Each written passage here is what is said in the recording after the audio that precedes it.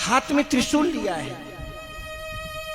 देखो त्रिशूल, संसार में त्रिशूल है।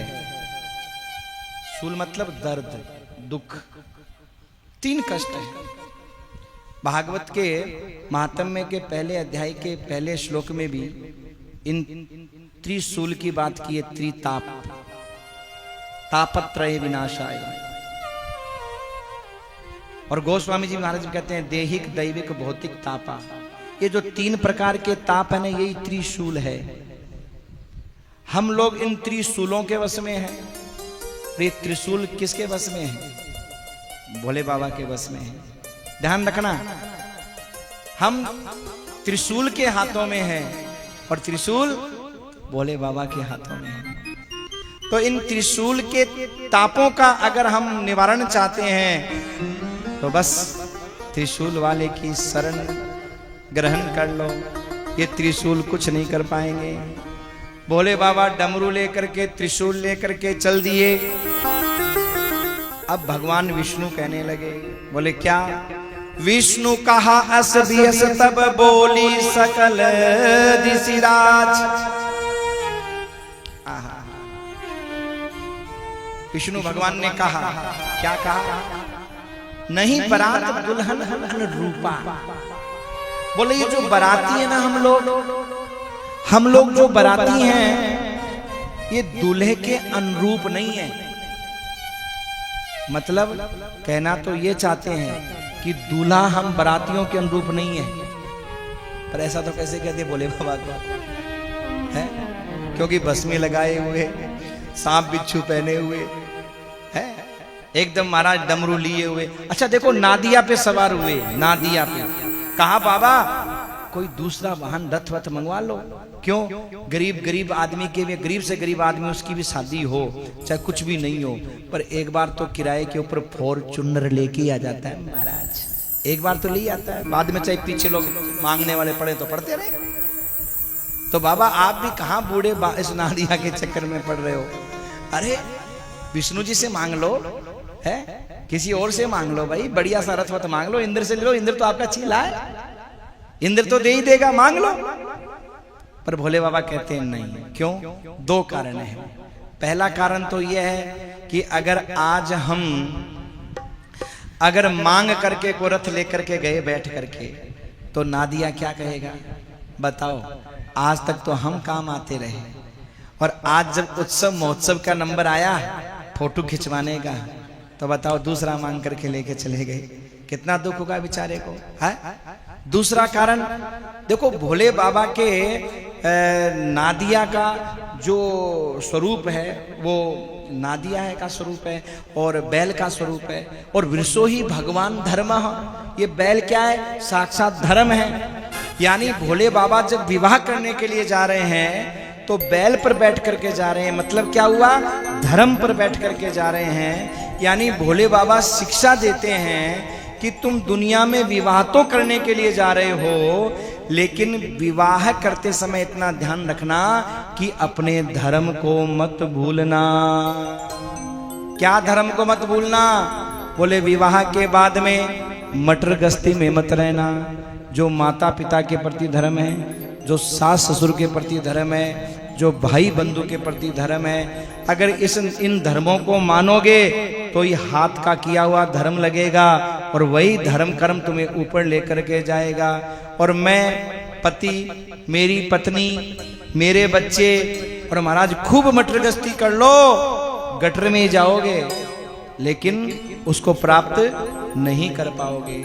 यानी नादिया के ऊपर सवार होने का मतलब यही है कि विवाह के बाद में जो दंपत्ति अपने धर्म को भूल करके माँ बाप का, सास ससुर का तिरस्कार कर देते हैं, केवल अपनी मस्ती में रहते हैं, उन लोगों को भोले बाबा ने शिक्षा दी है कि देखो भैया, तुम्हारा कार्य तभी संपन्न होगा जब तुम अपने धर्म को याद रखोगे, नहीं तो सारा मामला गड़बड़ हो जाएगा। भोले बाबा नादिया पर बैठ करके जा रहे हैं और भगवान विष्णु कह रहे हैं कि दूल्हा हमारे दूल्हे के अनुसार बारात नहीं है। दूल्हा हमारे अनुरूप नहीं, ऐसा नहीं बोल रहे हैं, दूल्हे के अनुसार नहीं बारात, दुल्हन अनुरूपा, दूल्हे के अनुरूप बारात नहीं है। तो क्या करें, बिलग बिलग हुई चलऊं सब निज निज सहित समाज, अपने अपने सेवकों के साथ समाज के साथ अलग अलग होकर के चलो। भोले बाबा को अलग ही छोड़ दिया। भोले बाबा ने कहा कोई बात नहीं, हम अपने अनुरूप बाराती मंगा लेते हैं भाई, कोई बात नहीं। भोले बाबा ने आवन किया, आ जाओ रे सब लोग। तो भूत प्रेत डाकनी साकनी प्रेतनी ओ कुष्मांडम महाराज आ गए हैं, अपना अपना बैंड लाओ। तो भोले बाबा का बैंड आ गया महाराज, कोई हड्डी बजा रहा है, कोई पेट बजा रहा है, कोई खोपड़ी बजा रहा है, कोई गाल बजा रहा है।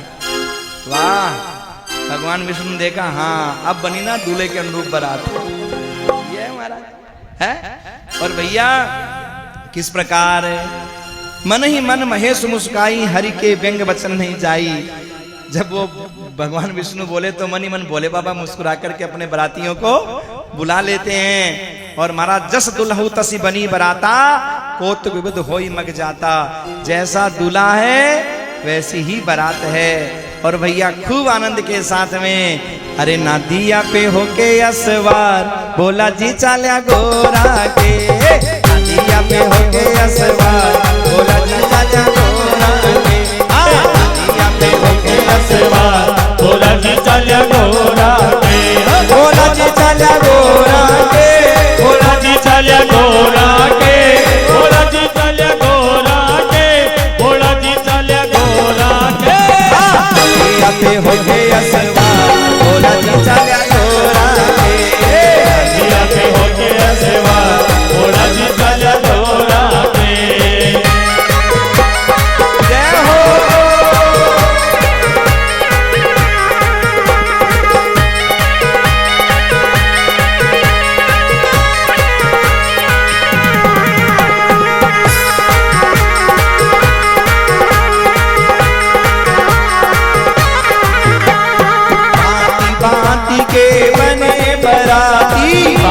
बात के बने बराती, सारे नगर में भगदड़ नाची, सारे नगर में भगदड़ नाची, मच गया हाहाकार, बोला जी चाल्या गोरा के, मच गया हाहाकार, बोला जी चाल्या गोरा के, नादिया पे होके असवार, बोला जी चाल्या गोरा के, नादिया पे होके असवार, बोला जी चाल्या गोरा के। जय हो।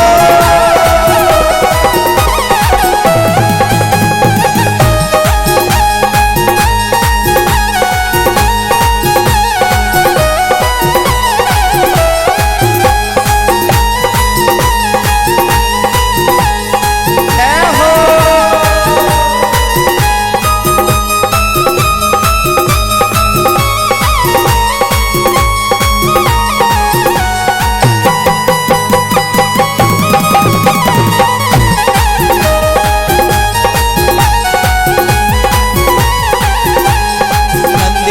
घुंघरू छम छम बोले, नंदी का घुंघरू छम छम बोले, नंदी का घुंघरू छम छम बोले, नंदी का घुंघरू छम छम बोले, छम छम बोले गुरु छम छम छम छम बोले, छम छम बोले गुरु छम छम छम छम बोले, नंदी का घुंघरू छम छम बोले, नंदी का घुंघरू छम छम बोले, शंकर का डमरू डम डम बोले, शंकर का डमरू डम डम बोले, कांधे पे नाचे कालो नाग, बोला जी चाल्या गोरा के, कांधे पे नाचे कालो नाग, बोला जी चाल्या गोरा के, बोला जी चाल्या गोरा के, बोला जी चाल्या गोरा के, बोला जी चाल्या गोरा के, बोला जी चाल्या गोरा के, नादिया पे होके असवार, बोला जी चाल्या गोरा के, नादिया पे होके असवार, बोला जी चाल्या गोरा के। जय हो।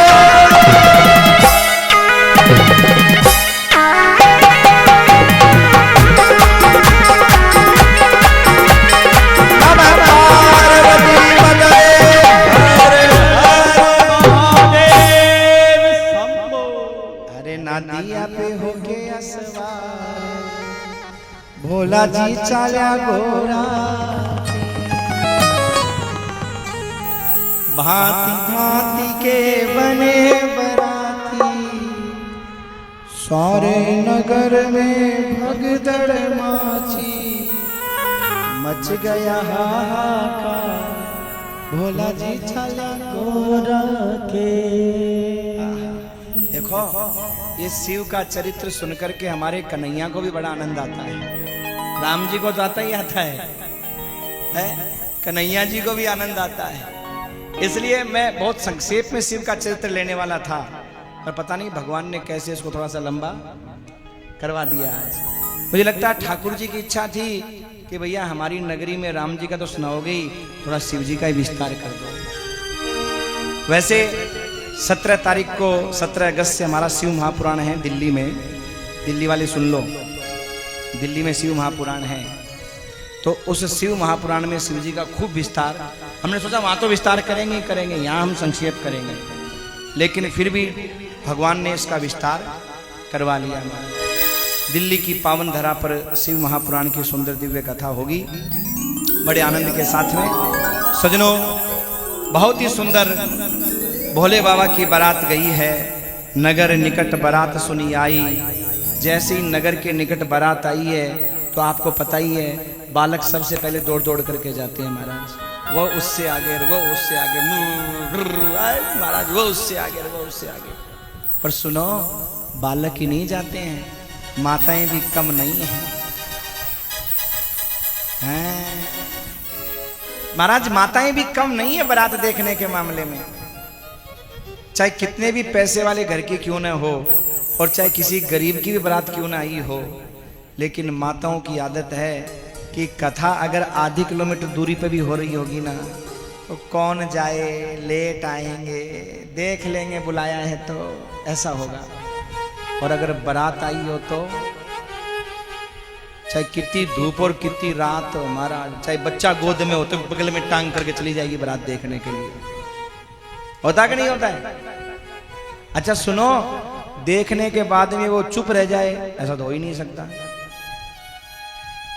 उस बारात का बखान ना करे, दूल्हा दुल्हन का बखान ना करे, ऐसा तो हो ही नहीं सकता। क्या बखान करते हैं? अगर मान लो दूल्हा बहुत सुंदर हो और दुल्हन कुरूप हो, तो सब माताएं क्या बोलेंगी देख के, ए भाई ये बिल्ली का भाग को छिंको टूट गयो। कहां पड़ा था ऐसा?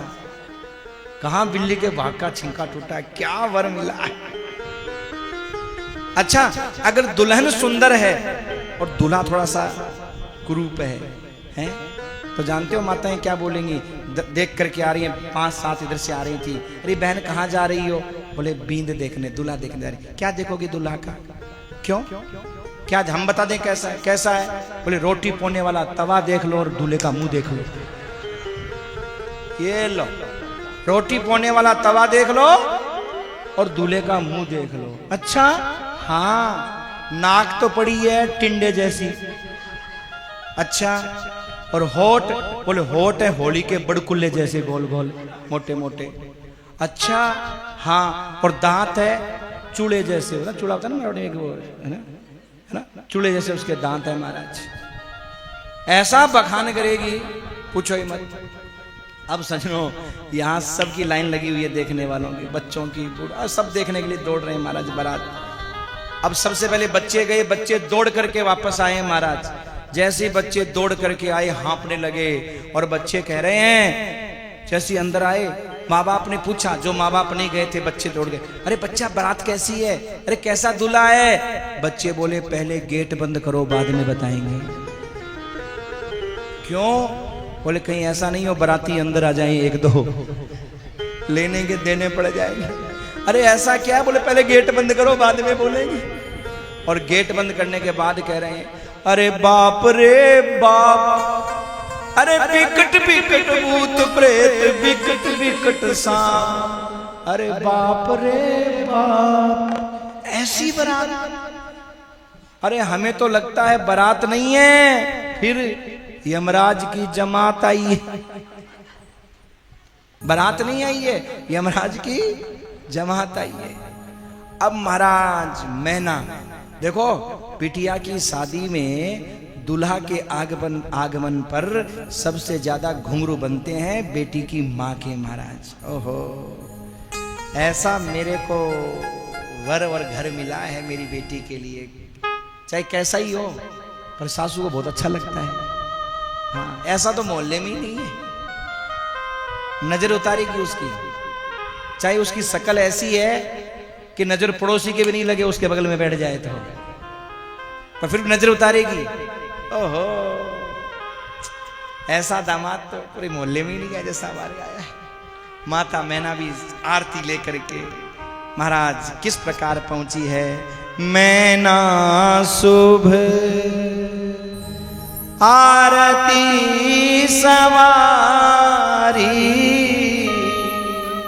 मैना शुभ आरती सवारी, मैना शुभ आरती सवारी, मैना शुभ आरती सवारी, संग सुमंगल गावई नारी, संग सुमंगल गावई नारी, संग सुमंगल गावई नारी, मैना शुभ आरती सवारी, मैना शुभ आरती सवारी, मैना शुभ आरती सवारी, मैना शुभ। माता मैना ने आरती की थाली सजाई है, साथ में संग सहेलियां माताएं गीत गा रही हैं। महाराज अच्छा सुनो, माताओं को गीत गाने के लिए इस माइक की जरूरत नहीं है। माताएं तो अपने हाथ को सीधा माइक बनाती है, ऐसे मुंह पे हाथ लगाती है ऐसे। हाँ, और ऐसा गीत गाती है मारा, ये माइक फैल है तिती किती क्या ए ओ। अच्छा, एक माता बहन गीत जानती है, बाकी कोई सी भी नहीं जानती है, पर सब साथ दे देती है। क्यों? तो दो ही काम करती है। जैसे गीत पढ़ने लगता है ना, ए ओ ए, इतने में समझ जाती है। पुरुष कोई गा रहा है तो महाराज उसका साथ नहीं दे पाते हैं साथ पीछे वाले, लेकिन माताओं की बड़ी खासियत है, महाराज पूरा साथ देती है ए ओ करके। अब महाराज वो अपना गीत गा रही है सारी की सारी, ऐसे माइक लगा करके अपने हाथ का, और पहुंची महाराज। माता मैना बोली सुनो। बोले क्या? बोले मैं आंखें बंद करती हूँ, जब मेरी बिटिया का दूल्हा मेरी आंखों के सामने आ जाए, मेरा दामाद, तब बताना, तब मैं आंखें खोलूंगी। अब सजनों सब गीत गा रही थी, इतने में महाराज माता मैना ने तो आंखें बंद कर ली। अब जैसे ही वो भूत प्रेत बराती भोले बाबा पहुंचे, अब महाराज सबके मुंह से आवाज ही बंद होगी।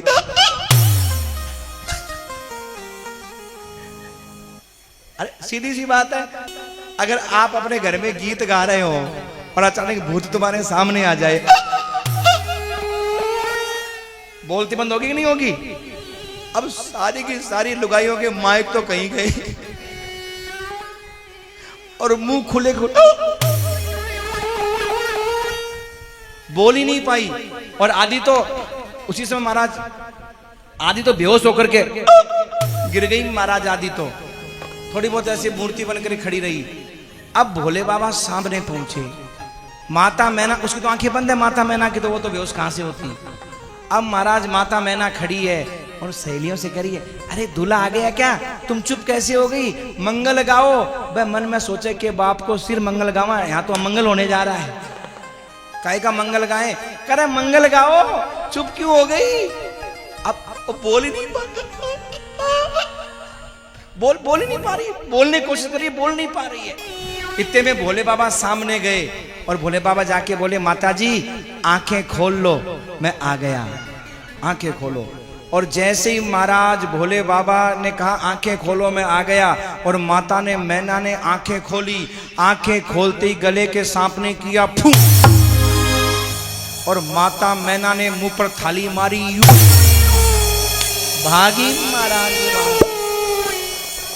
भागी थाली छोड़कर। और जब थाली छोड़ करके भागी फेंक करके, तो साथ वाले बोले, बाबा अब लौट चलो। बोले कहां लौट चले? बोले क्यों, और अपमान करवाना बाकी है क्या? बोले अपमान कहां हुआ है? बोले ये कौन सा सम्मान है? बोले सम्मान ही है। अरे सासू मां थाली फेंक के मार के चली गई, थाली फेंक गई। अरे बोले इसमें अपमान वाली क्या बात है? क्यों, ये तो अपने अपने यहाँ की परंपरा होती है, कहीं लड्डू फेंक करके मारते हैं तो कहीं थाली फेंक के मारते होंगे, ये तो रीति रिवाज है अपने अपने। अरे ये कैसा रीति रिवाज, दीपक ही बुझा दिया। अरे बोले काहे का दीपक बुझा दिया? मेरी सासू समझ गई क्या? बोले मेरे दामाद के सर पर तो चंद्रमा प्रकाश कर रहा, मैं दीपक क्या दिखाऊं? बुझा दिया। अरे लोटा औंधा मार दिया। अरे मेरी सासू समझ गई, उसे पहले पता नहीं था, उसकी समझ में आ गया कि यहां से तो गंगा ही निकल रही है, लोटा क्या जल का दिखाऊं? मिलेगा ऐसा दामाद? अगर ऐसा दामाद हो तो वो बेटे से कम नहीं है। और जो बात बात पे रूठता हो, पहले छोटे का तिलक कर दो तो बड़ा वाला महाराज अब की बार नहीं आऊंगा, मेरा अपमान कर दिया, पहले छोटे का तिलक कर दिया। बोले ऐसा दामाद जो बात बात पे रूठता हो ना, ऐसे दामाद में और यमराज में ज्यादा अंतर नहीं है, कोई अंतर नहीं है महाराज, दोनों बराबर है। देखो कोई दामाद बैठा हो तो बुरा मत मान जाना। यहाँ पर आपके दामाद आए कि नहीं आए? आए, यहाँ तो नहीं है, हाँ तब ठीक है। कहीं ऐसा नहीं हो सुनकर के आए ही नहीं, ये तो बेकार महाराज कर लिए जो दामाद को यमराज बता रहे हैं। नहीं नहीं, आप लोगों के दामाद तो महाराज बेटे की तरह हैं, बाबा भोलेनाथ की तरह ही हैं। हाँ, पर एक बात कह रहा हूं मैं, अगर कोई छोटी छोटी बातों पे नाराज होता है, ससुराल वालों को महाराज तंग करता है, परेशान करता है, तो उस दामाद में और यमराज में कोई अंतर नहीं है, ध्यान रखना। एक बात सुनो, ये दामाद का भ्रम है कि लोग उससे डरते हैं, दामाद से नहीं डरते हैं। हम यमराज से क्यों डरते हैं? क्योंकि यमराज के पास में हमारी आत्मा होती है। और हम दामाद से क्यों डरते हैं? क्योंकि दामाद के पास हमारी बेटी रूपी आत्मा होती है। इसलिए दामाद इस भ्रम में ना रहे कि कोई उससे डरता है, उससे कोई नहीं डरता है। कि जितना भी ससुराल में तुम्हारा सम्मान हो रहा है ना, उस बेटी के कारण ही हो रहा है। अगर दो बात तुम्हारा ससुर साले कोई सुन रहे हैं ना, तो उस बेटी के कारण ही सुन रहे हैं कि चलो कोई बात नहीं, दो बात कह दी, फिर बिटिया को कोई दुख नहीं दे। जिसकी बेटी दुनिया छोड़ करके चली गई, वो दामाद जब अपने ससुराल जाता है ना, कोई नहीं पूछता हमारा, गारंटी की बात है, उसको कोई नहीं पूछता। जैसे विवाह बिगड़ने के बाद में वो नाई घूमता है ना, ऐसे वो जमाई घूमता है, कोई नहीं पूछता। ये जितना भी सम्मान है, इज्जत ससुराल में है, ये सब इस बिटिया के पीछे ही है। बस ये कथा यही संकेत दे रही है। इसलिए भैया बेटे बन करके रहो, जमाई जमराज की तरह मत बनो। अगर वो शंकर भगवान की तरह बातों का बुरा न मानने वाला अगर दामाद है, तो उसमें और बेटे में कोई अंतर नहीं है भाई, वो बेटे से बढ़ करके है। बहुत सुंदर। इससे पहले जो हमारा सांवलिया सेट में प्रोग्राम था, हमारे सावलमल जी अहीर, जिनका अभी इन्होंने आस्था पे लाइव करवाया, महाराज आपने प्रोग्राम देखा हो तो उनके दामाद, मैं कह रहा हूँ शुरू से लेके लास्ट तक अपना पूरा काम छोड़ करके महाराज सुबह सबसे पहले उठते थे, सबसे लास्ट में महाराज सोते थे। तो मुझे भोले बाबा वाली बात याद आती थी कि महाराज इस दामाद में और बेटे में कोई अंतर, बेटा तो उनका आया ही नहीं था, क्योंकि बाहर सर कहीं विदेश में कहीं पता कहाँ था, बच्चा आ ही नहीं पाया था। तो बेटा की जगह वो दामाद ही महाराज पूरा का पूरा कारभार संभाला। ऐसे दामाद बेटों से बढ़ करके हैं। और ऐसा बेटा भी किस काम का महाराज, ऐसी बहू भी किस काम की होगी, पढ़ी लिखी होगी, वीआईपी। अगर तुम्हें 2 सुकून की रोटी ना मिल पाए तो ऐसे बेटा बहू का होना और ना होना, इससे अच्छा तो वो भला है जिसके कोई बच्चा नहीं है। ध्यान रखो, बेटे का अगर सुख सेवा के साथ है, बहू का सुख सेवा के साथ है। अगर सेवा नहीं है तो कौन बेटा और कौन बहू, कोई मतलब नहीं है मेरे भाई। 3 माताएं पानी भर रही थी, एक का बेटा सामने से निकला, वो मटके रखे हुए थे, एक का बेटा सामने से निकला। एक बोली मेरा बेटा अमेरिका से डॉक्टरी करके आया है, डॉक्टर है बहुत बड़ा, गर्व से बोली। दूसरी बोली, जो दूसरा का बेटा सामने से निकला, मेरा बेटा इंग्लैंड से इंजीनियरिंग करके आया, बहुत बड़ा इंजीनियर है मेरा बेटा, बहुत सम्मान है मेरे बेटे के, बहुत बड़ी बड़ी गाड़ियां है मेरे बेटे के पास में। अब महाराज वो तीसरी, उसका बेटा आया, उसके बेटे ने देखा मेरी माँ परेशान हो रही है पानी भर के ले जाने में, तुरंत दौड़ करके आया, माँ का मटका उठाया, चल माँ मैं तेरा मटका लेकर के चलता हूँ, और माँ का साथ दे करके चल दिया। वो दोनों देखती रह गई, क्योंकि दोनों के बेटे तो आगे से निकल गए थे, कोई आया नहीं माँ की सहायता करने के लिए, और उसका बेटा सहायता करने आ गया। अब वो सन रह गई, वो मुड़ करके बोली सुने, मेरा बेटा न तो इंग्लैंड गया न अमेरिका गया, मेरा तो भारत में ही पढ़ा है और सरकारी स्कूल में ही पढ़ा है, और साधारण ही रोटी दाल रोटी खाता है। दोनों की महाराज नजरें नीची हो गई। क्यों? बड़ा होगा तेरा बेटा अमेरिका में, होगा तेरा बेटा डॉक्टर, होगा तेरा इंजीनियर, पर तेरे का काम आया। अरे जिस औलाद को माँ पर दया नहीं आई, जिस बहू को माँ बाप पर दया नहीं आई, महाराज काई की बहू काई के बेटे, केवल इसलिए बेटे हो, धन लेने के लिए बेटे हो। आज देखना जितने भी कोर्ट कचहरी में केस जाते हैं, केवल माँ बाप के धन के लिए जाते हैं कि हम बेटे हैं, हमारा हिस्सा है। पर एक भी बेटा, एक भी बहू ऐसी नहीं हुई जिसने जाकर के कोर्ट कचहरी में केस किया हो कि हम बेटे हैं, छोटी वाली ही सेवा क्यों करेगी, हम भी सेवा करेंगे, बड़ी वाली ही सेवा क्यों करेगी, मैं भी सेवा करूंगी, मैं बहू हूं, मैं बेटा हूं। आज तक एक नहीं गया। पर ध्यान रख लो, बिना सेवा के ली हुई संपत्ति पेट फाड़ करके निकलती है, और सेवा करके ली हुई पड़ोसी की भी संपत्ति सरदर्द नहीं करती है। ध्यान रखिएगा इस बात का। तो बहुत सुंदर सजनों, भोले बाबा का इतना तिरस्कार हुआ, फिर भी भोले बाबा ने बुरा नहीं माना। और इसके बाद में ज्यादा वर्णन क्या करना, अंत